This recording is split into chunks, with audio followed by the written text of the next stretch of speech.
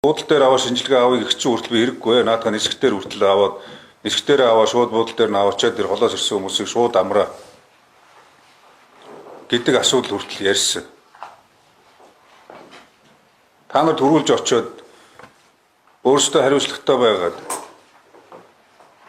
өрөөс авын шалгаад урд шөнө нь очиж шалгаад өглөө нь очиж шалгаад тэнд очиж байгаа хүмүүстэй нэг хүн зэтгэлээр хандсан бол ийм асуудал гарахгүй шүү дээ. Хинч байсан уурлан тэр иргэдэг буруутгах ерөөсөө ямар ч шаардлага байхгүй. Яам агентлагуудынх нь одоо сайд агентлагийн дарга нар насаараа одоо төрд ажилтсаг ийм хүмүүс одоо яагаад ийм наад захын зохион байгуулалтад хийж чадахгүй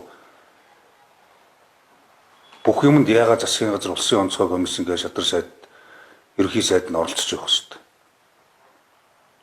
Чадахгүй бол одоо наад ажил төрлүүдөө өгөө та нар тэр чаддаг ажлуудаа хийцэх. Энэ цар тахлын хажуугаар хүндрэл бэрхшээлийн хажуугаар хил үг хийгээд яах вэ?